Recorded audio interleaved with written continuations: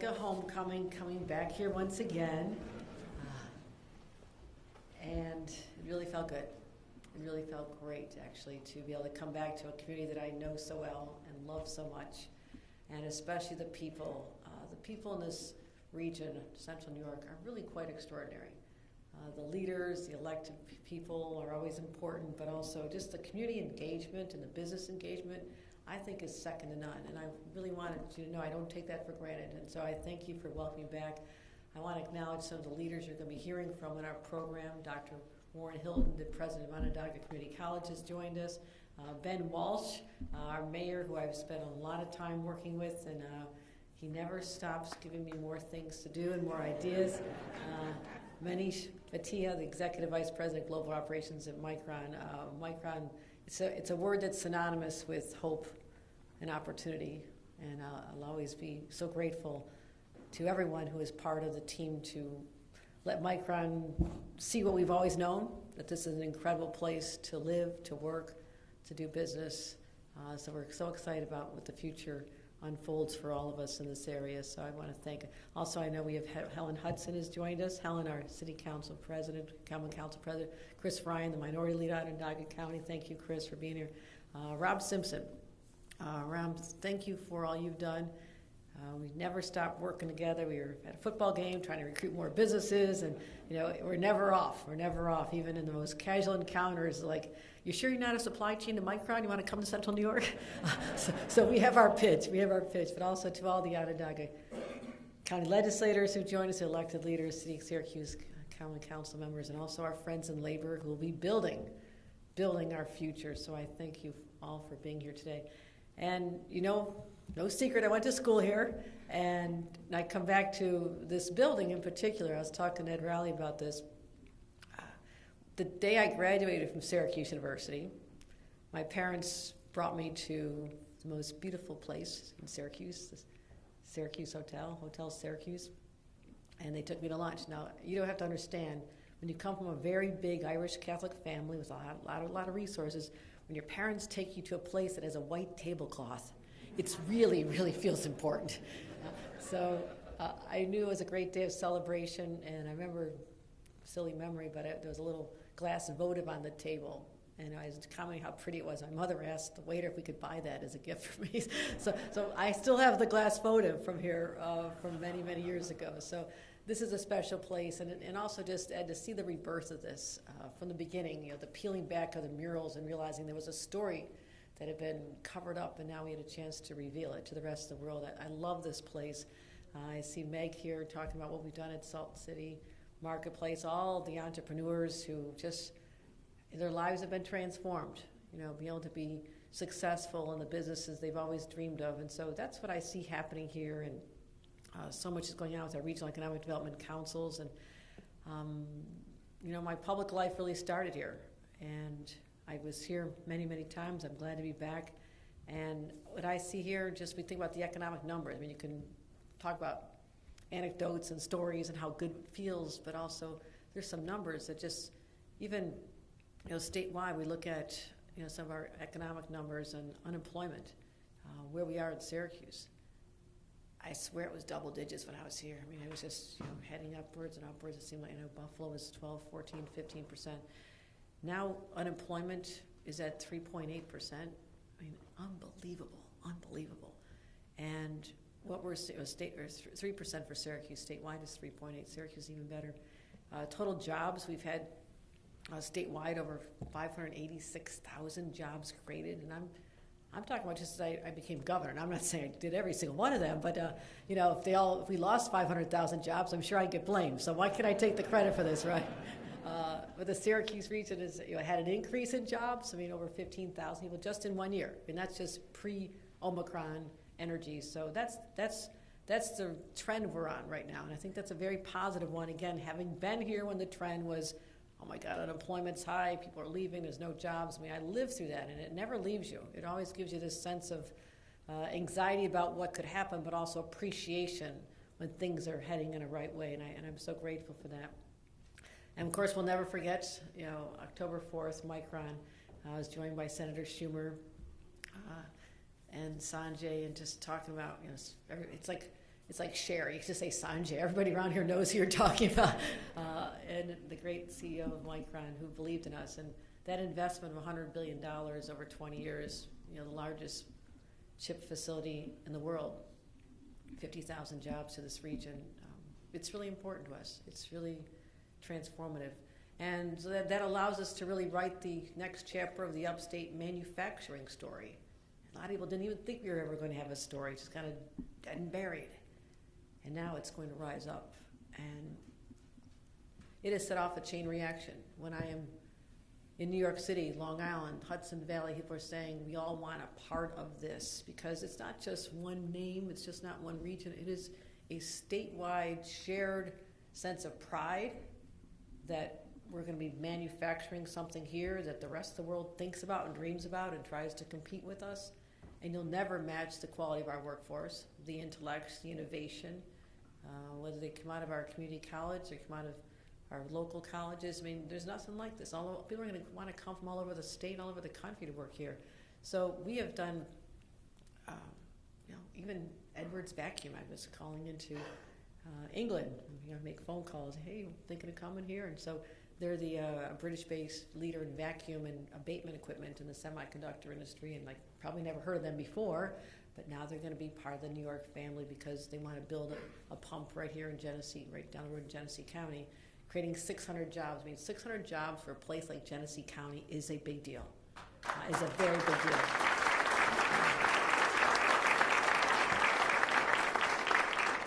So at these kind of investments, New York is now home to 76 semiconductor companies.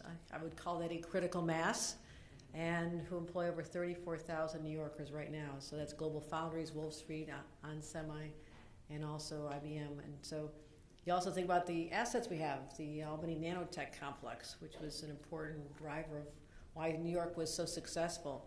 And it's some of the most sophisticated semiconductor research in the world. So it is not an overstatement to say that New York is the capital of the semiconductor industry, and the Syracuse community is the epicenter of that world. And that is really significant.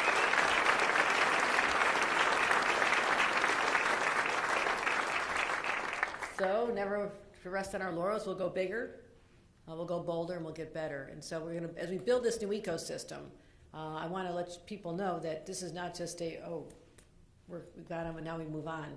This is a commitment. This is opportunity for us to open the door to other companies, be part of the supply chain, whether they want to be right in the neighborhood, close by, or anywhere in upstate New York, anywhere in New York State, for that matter at all. But now the question is, this is what Sanjay and Manish are talking about, are we going to be able to have the workers to fill the jobs?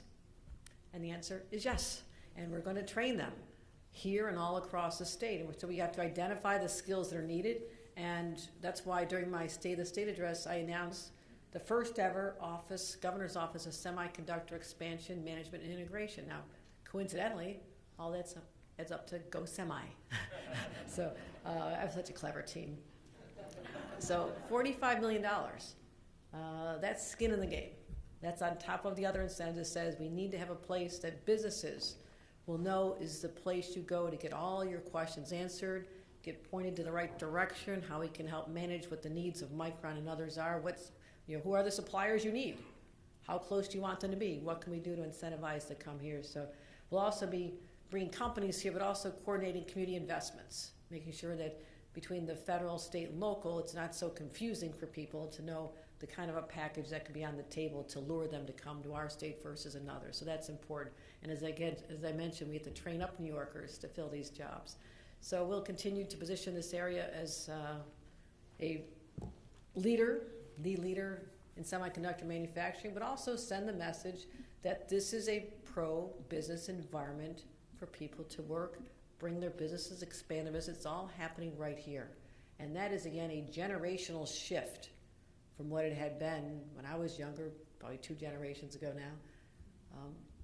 And it's amazing. It's amazing that it happened in our lifetime. So we're going to continue with this, but also, I work with the mayor all the time. Great champion for this area, very innovative, and has a lot of ideas. We talked about how we can train people up for these jobs. And part of it, I view that as economic development. Randy and I spoke about this a lot. you can talk about jobs over here, you can talk about training over here, but if you don't blend them together, you're missing something. For us to think that our job training facilities are meeting the needs of employers without engaging them is just foolishness.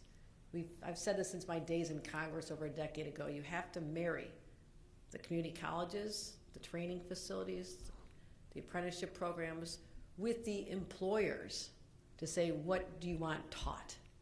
Let's not waste everybody's time. We want them to have a pipeline of these jobs. Let's just teach them in a very intentional way. And that's why, having seen many of our job training centers, I know how to do this. And so we're going to make sure that it's happening here in Syracuse. We're going to be adding an additional $1 million to a program called Syracuse Build Pathways to Apprenticeship Program. This is for Syracuse.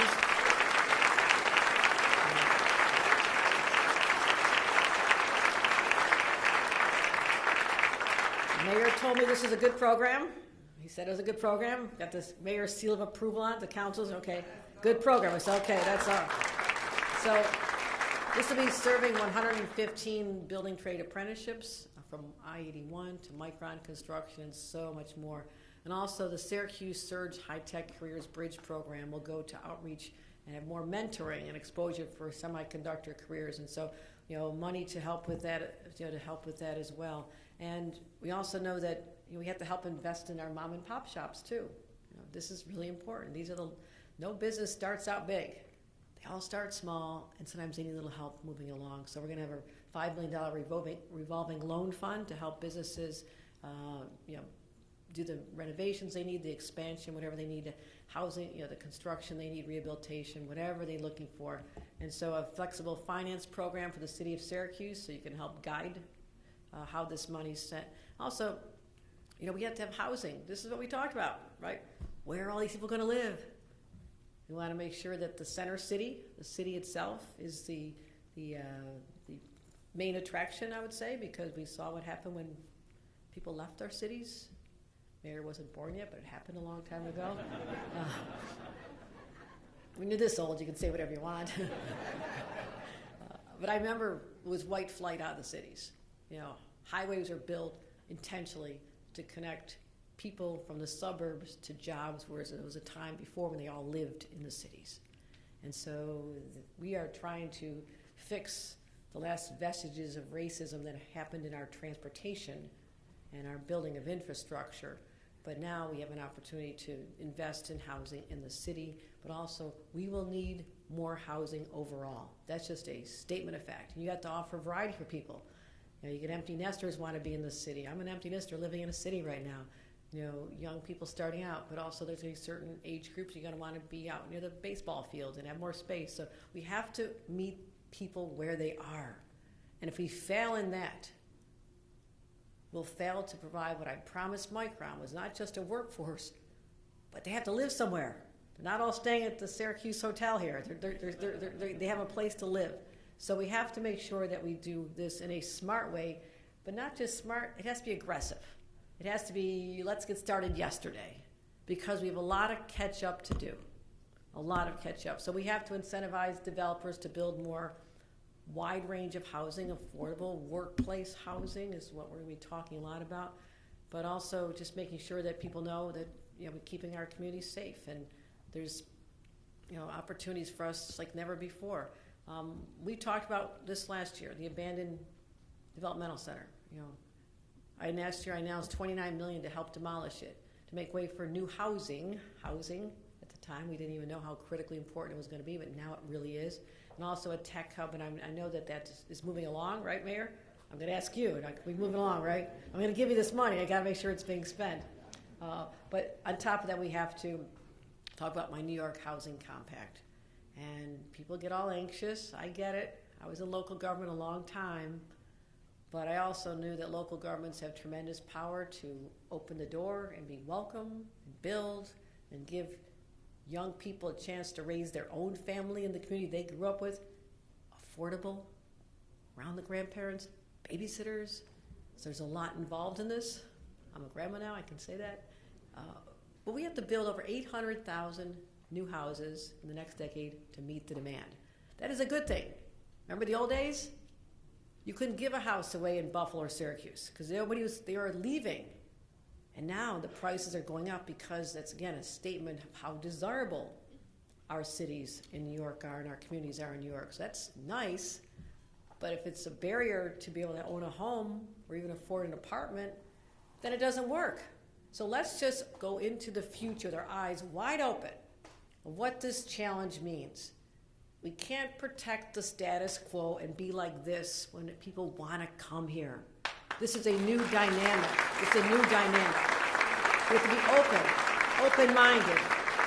So we're going to build those 800,000 homes. Last year we announced $25 billion, another billion, a lot of billions when we talk about Micron and my billion, $25 billion, to create 100,000 affordable housing units, again, where our workers will be living, and also grow the housing stock. And I want to grow the housing stock upstate. Now, this is not a radical number. Get ready for this. 1%. Okay. I think we can blow past that number. Okay. I know we can blow past that number, but 1% for communities upstate over the next 3 years to be able to increase the housing stock so people have options and a place to live. And that's what's so important to me. Now, I know out of my local government days, when you build housing, there's other associated costs. You might need a new school. You might need to put in new sewers, new roads. We are putting together $250 million, so I would get in line first. I'd grab that money while you can. There you go, Mayor. And also, not every community has a large, sophisticated planning department. So how are they going to manage this? You know, our smaller communities, we're going to put aside $20 million for planning assistance. Again, I know what it's like at that level. And if everybody just opens up their minds to the possibilities and doesn't get trapped in the past, there is no stopping us. I believe this to my core. And that's why I'm excited about it. I like challenges. And I know we can get it done with community support, elected leader support, business support, everybody rowing together. The same objective is to give people an affordable place to live because people want to be here. That's what's so amazing about this. Also, let's look at places like the new 15th Ward Public Housing. $10 million. How about $10 million? Public housing, this is going to be gorgeous. This will be gorgeous. Now, again, a once thriving neighborhood divided by a highway, and now it's time to reconnect, bring people back home, bring back the beauty and the grandeur of a neighborhood that was so radically changed. And now we're going to start fixing the wrongs of the past. And I love that. I love doing that. Again, these are large investments, but to me, it is so worthwhile. The funding will go in 3 phases to a multi-year project, but it's time to reconnect a vibrant community once again. I look forward to touring there. We're heading here afterward, right, Mayor? So I'll be monitoring the progress. I'm going to ask you every couple of months how we're doing. We're moving along on this, but I'm really excited about this. But as we draw people to our state, to our communities, our cities, we have to assure people that they're going to be safe. And we will. We will. You know, crime is down dramatically. There was a national surge. I just want to point out a national surge in crime in the aftermath, the final years of the pandemic that is still very real. But New York State, check it out. New York State is the safest large state in the country. That's based on, and we're comparing ourselves to all the states, the large ones. Okay, maybe Vermont has a couple fewer, I don't know. But we're talking about violent crimes, property crimes, quality of life crimes, and we developed an approach. We started talking to the mayors last year. Again, my local government experience, I know how important the mayors are. I offered to the mayor of Rochester, do you need extra help? Mayor of Syracuse. And we pulled together, talking about even bringing together our federal resources. Are the U.S. attorneys providing assistance? What else can the state police do? What else can I do with crime labs and analysis and coordination that never happened before? Because for too long, law enforcement lived in silos, right? ATF, FBI over here, sheriffs over here, local police departments over here, state police over here. And I came in a year ago, and I said, nope, same team. We have the same objective. Let's pull together, let's pull our resources, let's do intelligence sharing, because we have to do this to make sure everybody not just feels safe, but is safe. So we still have some challenges ahead on public safety, but I'm putting more money into the gun violence issue. I'm watching the numbers closely here, more money. $337 million, an increase over $110 million from last year to reduce gun violence. That is significant. Last year we made an $18 million investment in the gun-involved violence elimination program. It's a fancy way of saying the communities that need it the most. We had 1.3 for Onondaga. This year I'm going to double that. I'm going to raise it up to $36 million because we're not out of the woods yet, but we're making real progress. And I mentioned our crime analysis centers. I toured one about a week and a half ago in Albany, but the Syracuse Police Department is not only home to the Central New York's Crime Analysis Center, but it's one of our first 4 original centers, and we're going to continue supporting these centers. I want them to know that if they need more equipment, make sure their technology is up to speed, that we're going to invest in this as well. Also, one thing that made sense to me but wasn't being done, the illegal guns aren't being made in New York State. Right? Where are they coming from? They have to all be coming from another state where they're manufactured legally. They're not being made here in New York. So you logically say, well, how do we stop them from coming across the border? A lot of them come from gun shows and events in Pennsylvania, come straight up Route 81, and all of a sudden they're in the streets of Syracuse. So not only at the time did I talk to my state police and say, I know you got a lot of work to do, but I need you to be interdicting guns at the border, tracking people, but then I realized I've got a lot of states that aren't talking to each other. A year ago, I announced a 9-state consortium of like-minded states from the Northeast who are now talking about when they see a trafficker, they know they're coming up, 81, 95, wherever they're coming from, and we can track them, share data, arrest them, and stop the guns from coming in the state of New York.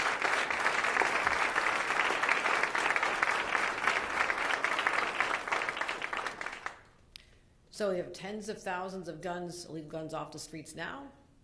I wish that was the end of it, but they keep making more. So we are not giving up our efforts in this space. But we talk about crime, gun violence, shootings. But how do we give people who grow up in a community and think that they don't have a better alternative, that life does look pretty hopeless to them? How do we give them an alternative? That's why we have to be very intentional in targeting money toward youth programs, youth employment programs, summer youth programs that are great, but guess what? Their lives aren't changed just because school started. They still need healthy activities throughout the year. And I'm going to make those investments, as we talked about. So directing young people away from violence into productive activities with adult supervision, letting them know despite what's happening in their homes, there's adults out there who care about them and will help them and will help train them and get them in a better place and realize they do have a great future. Also, we're doubling our investments in alternatives to incarceration because there's a lot of people who, whether it's substance abuse, mental health challenges, or other reasons why, traditional incarceration is not the right path for them. We need to help turn them around and be thoughtful about this. But we have to make sure that it's a true system of justice. Our criminal justice is a true system of justice, full stop. And that's what we're going to do. Also, we have a lot of court-appointed attorneys. My God, they work hard. And we're going to give them the first raise, a significant raise in 20 years.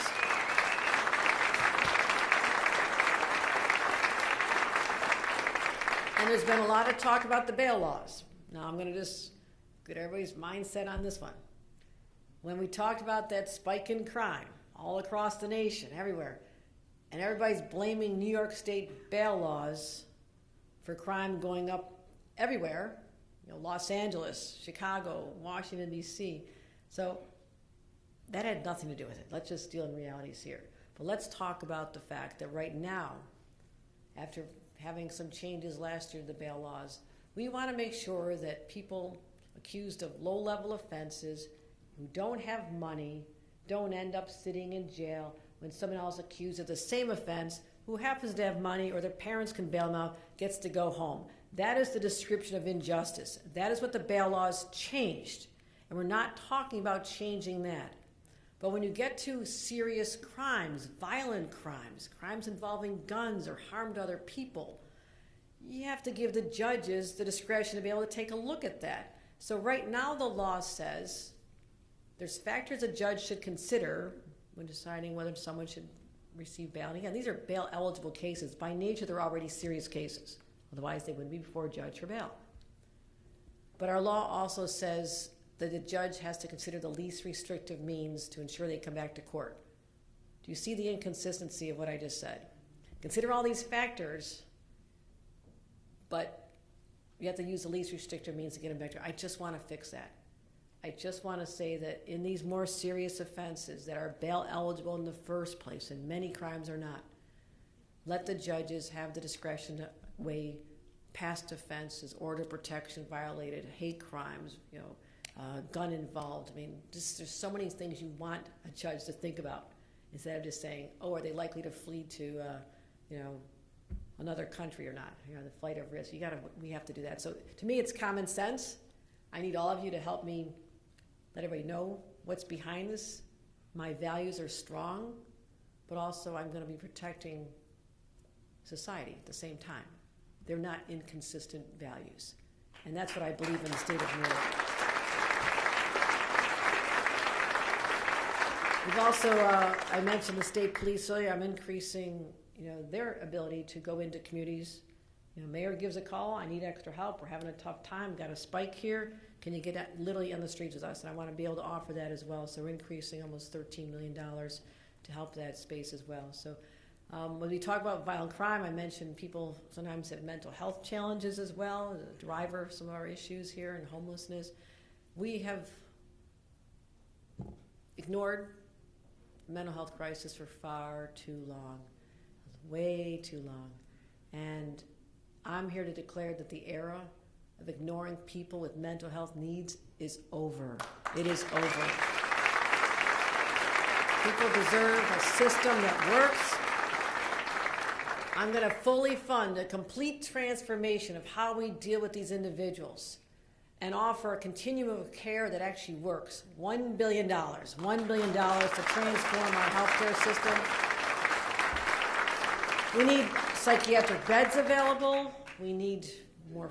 We'll have funding for state beds and state facilities, but also, we increased the reimbursements for hospitals to have more hospital beds, the Medicaid reimbursements. So hospitals will open up more beds. A lot of them came offline as we needed more beds during COVID, but they're not back online. So I don't even have enough psychiatric beds with trained people to take care of individuals. So we also have to have meaningful wraparound services, and that's not just a slogan.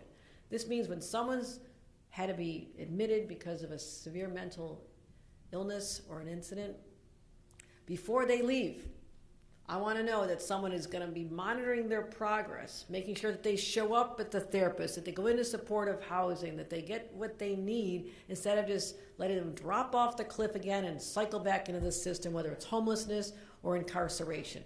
That's what we have to do. Now, that is not an easy task, but you have to call it out, put the money behind it, and just get moving on it. That's what we're going to be doing here as well.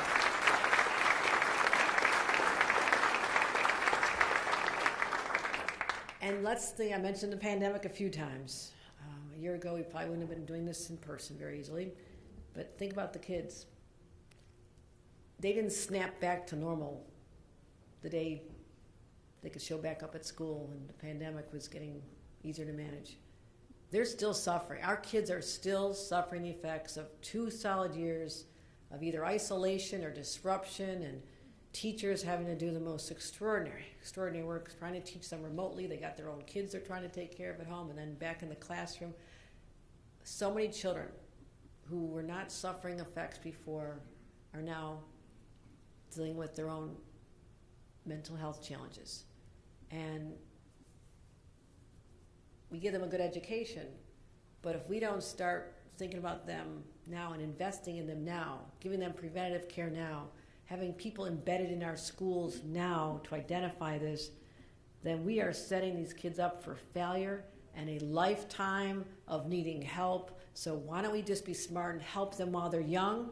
We can help bring them back from the edge and help save these kids' lives. Let's get that done as well. Let's invest in it. So we're continuing to invest in our schools. I will continue investing in our schools because we have no option. I have employers waiting to have highly educated young people. We're going to make those investments. We have the largest increase in school aid in the history of New York State. We also fund fully funded foundation aid, which was a subject of legal disputes for as long as we can remember. And that money was $2.7 billion. We're fully funding it for the first time this year.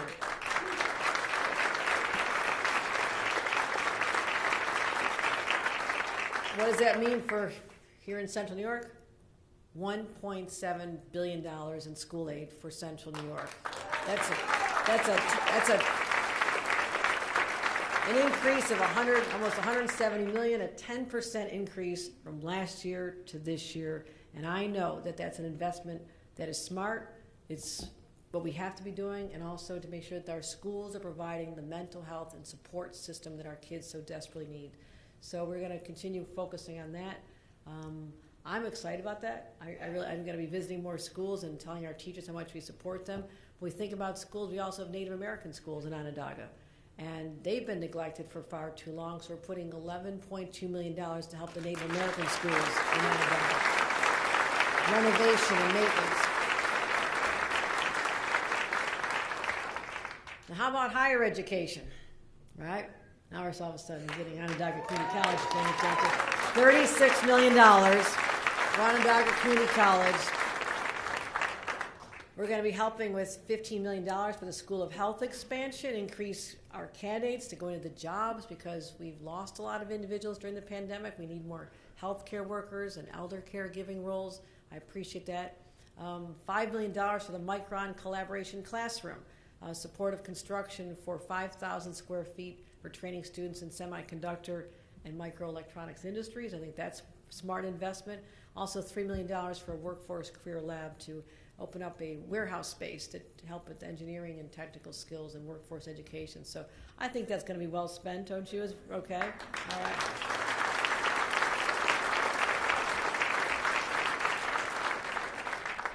Also, fairgrounds need some work again. We're always investing, but we have to this year we have to maintain. This year we have to maintain. We have to invest. We're investing over $14 million for the fair.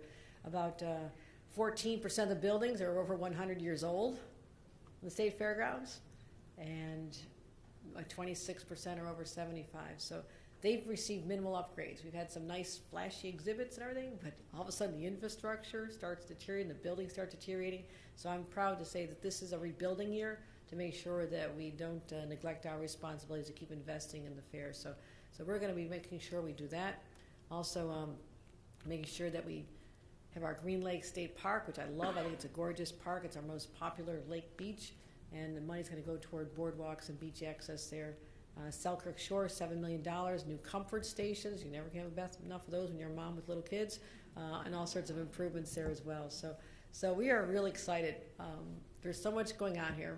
We talk about achieving the New York dream.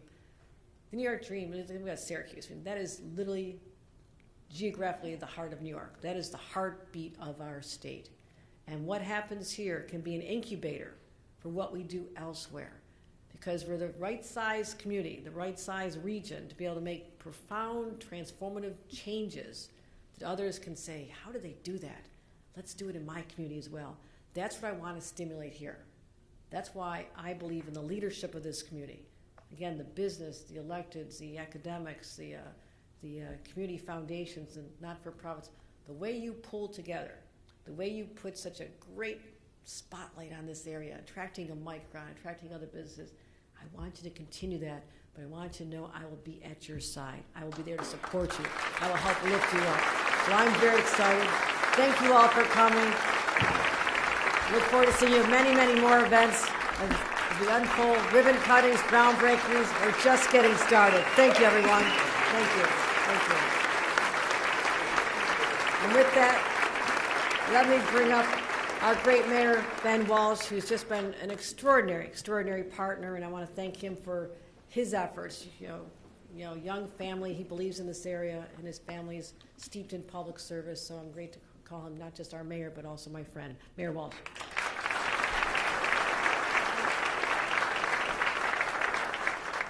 Wow. Thank you so much, Governor. I'm so appreciative that you mentioned our team here in Syracuse and Central New York. We are very proud of the team that we have. We talk a lot about the alignment of leadership. our private sector partners, our public sector partners, our nonprofits, our brothers and sisters in labor, our philanthropic organizations. We have a wonderful team, but every team needs a good quarterback, a great quarterback. And Governor, thank you for being our Josh Allen, our great quarterback for this community.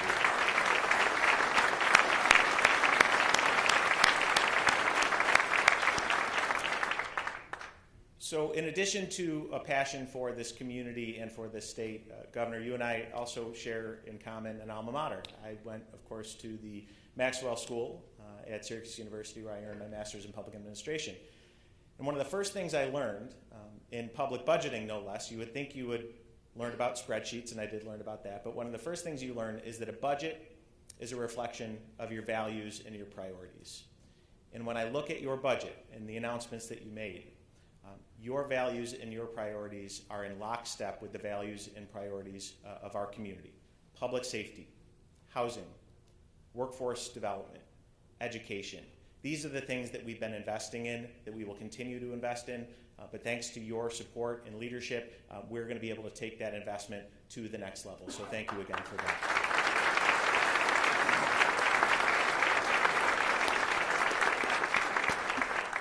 Speaking of the next level, which of course was the theme of my State of the City last week, long before Micron, I was the most bullish, the most optimistic person in any room when it came to the future of Syracuse in central New York.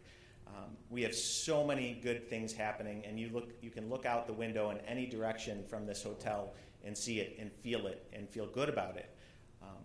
But Micron is next level. And what is exciting about, well, in addition to the $100 billion, that's exciting enough. But what's more exciting about that brings us right back to the values and the priorities. One of the things that I've been struck by as I've gotten to know Micron is that the company's values are so well aligned with ours. And when you look at the areas where Micron is making investments, where they're spending their time, whether it's in our K through 12 education system, investing in our community colleges, in our other institutions of higher education, we could not find a better partner and corporate citizen than Micron. And with that, let's give it up.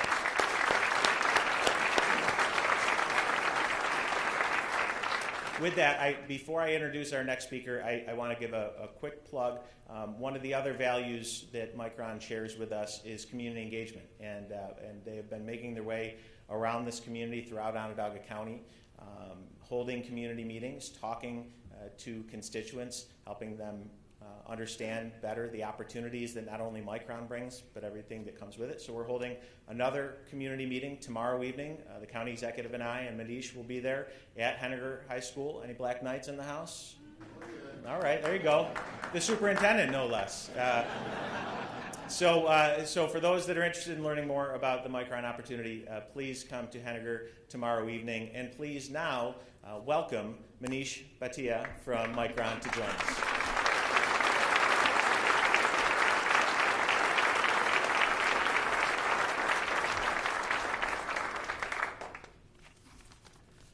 Well, thank you, Mayor, and I want to thank you for welcoming us here, and of course, thank you to Governor Hochul and all the other state and local leaders who are here, President Hilton from OCC, Syracuse Vice Chancellor Haney, and the entire team here has just been wonderful in welcoming Micron to Central New York, and we just continue to be really, really pleased with our engagement, and we are here to reiterate our commitment to this community.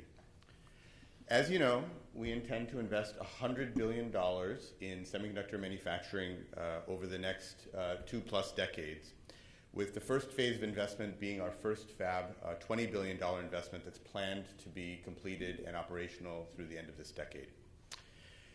We will be building leading-edge memory right here in Clay, New York, and this represents the largest private investment ever in the history of the state of New York.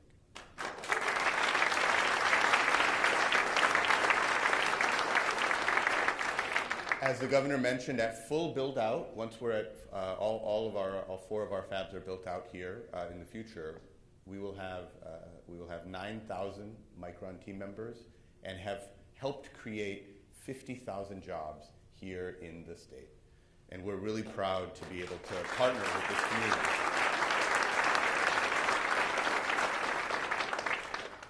And it's not just Micron. Micron's presence here, along with others, some of whom Governor mentioned in the semiconductor manufacturing space, will lead to a growth in the ecosystem of suppliers for equipment, specialty materials, specialty chemicals that are all going to be needed to help create this corridor here in the Northeast, here in New York, from the capital region all the way to Western New York and Buffalo, where you'll have a network of semiconductor suppliers bringing their know-how, bringing their investment, and bringing jobs right here to create the semiconductor cluster that will allow manufacturing to thrive here for generations.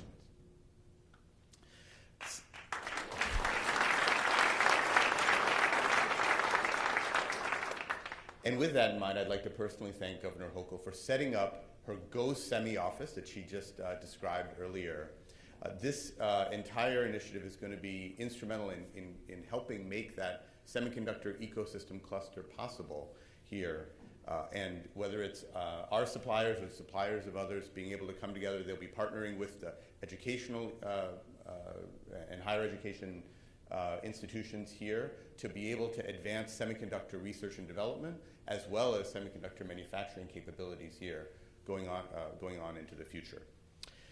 So as an update on our project, site preparation is underway, and we expect construction to start next year in 2024, and we'll begin equipping the factory in the second half of the decade in line with the demand trends that we see to grow memory manufacturing. We've said before we expect semiconductor memory manufacturing market, or semiconductor memory market, to double in size from approximately $160 billion last year to more than $300 billion by the end of the decade, and we will be timing our investments to be able to capture that rising trend for memory.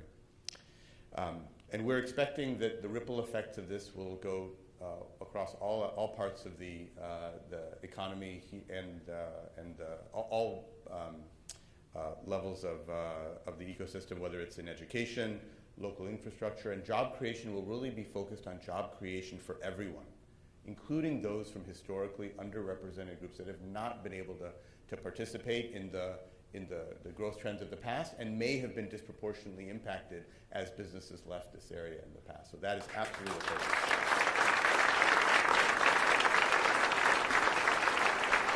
And we've already started making progress against our community and workforce goals, building the workforce of the future here, starting to partner with K-12 institutions, starting to partner with the community colleges and the higher level institutions, and really trying to make sure we do our part to help make the community a terrific one. We're not just going to be an employer here. We really do want to be a partner and to be a great corporate citizen. We are, everywhere we operate in the world, that is our goal, and we absolutely expect to do that here in Central New York.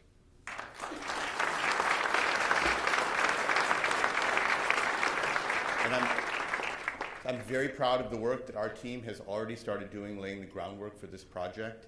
I'm confident that we made a great choice to lay down our roots right here in Central New York. We're planting the seeds today that will one day blossom into an industry that will transform the region. And now it's my pleasure to introduce Dr. Warren Hilton, president of Onondaga Community College.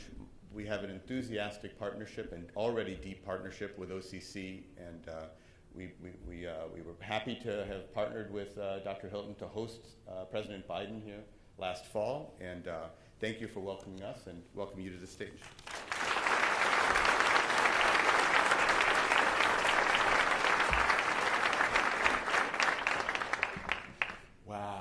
Wow, this is a great day. So good morning, everyone. I hope as you all came into this grand ballroom today, in this grand building, that you were able to pause for a few moments and appreciate how truly spectacular this building is. It originally opened in 1924 as the Hotel Syracuse. It was one of the anchors of downtown Syracuse for generations. It was a place to be for New Year's Eve, for wedding receptions, and all sorts of festive events.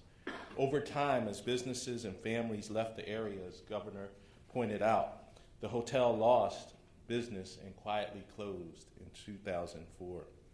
About a decade later, one of Onondaga Community College's distinguished alumni, Ed Riley, who's here today, bought the hotel, brought it back to life, and reopened it in 2016 as the Marriott Syracuse Downtown.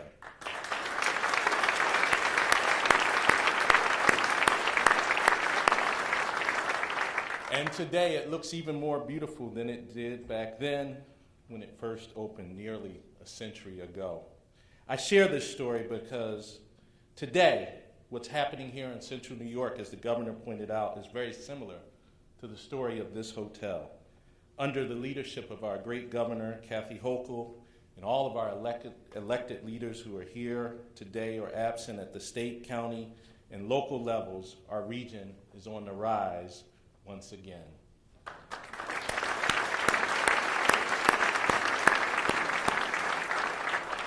As Manish pointed out, 4 months ago, Governor Hochul and many of you came to our campus over on Onondaga Hill, along with President Biden, Senator Schumer, and Gillibrand, Onondaga County Executive Ryan McMahon, and Micron's leadership team to celebrate Micron's historic and transformative $100 billion investment in our region. Our governor has remained strong in her commitment to this project, as you heard today. She also has been a tremendous supporter of SUNY schools, especially OCC, and the 30 community colleges in our state. And I think you heard today that the governor's commitment for $36 million for capital on our campus, as well as the inclusion of a permanent funding floor for community colleges, underscores her investment in our community colleges. Thank you, Governor.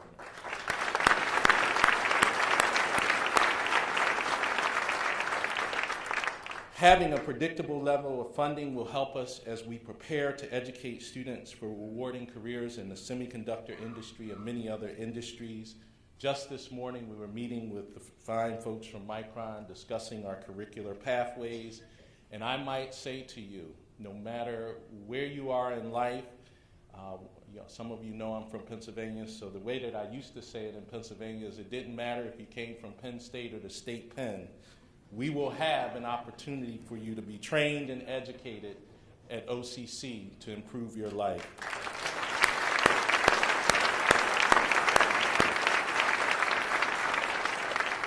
Many of you know I'm a big believer in partnerships and what all we can accomplish when we work together. We are certainly proud to be one of Micron's partners in education for success. And I might say we're one of those partners. Many of the other partners are in this room and some are not. I'll just ask real quickly, I don't want to forget anybody. I shouldn't do this, but I have to since they're on the front row. We have our superintendent of Syracuse City Schools here. I know Vice Chancellor Haney is in the room, as well as Tim Penix from SUNY EOC. And there's many other educational partners that we will be working for to make sure Micron and others who are coming into Central New York have the trained workforce that they need. We are working on creating the curriculum, planning a high-tech clean room, which will be built on our campus, and organizing one of several Micron chip camps this summer for our youth.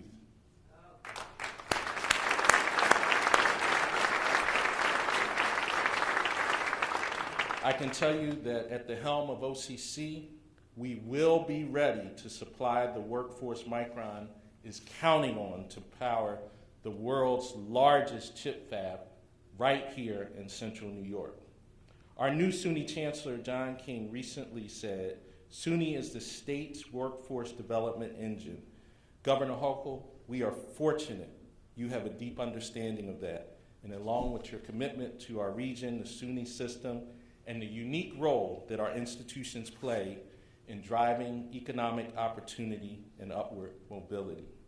We are proud to be here today as Onondaga Community College, and we stand ready to work with all of you in this room to ensure the success of our region. I want to thank all of you for being here today, and that concludes our program. Thank you.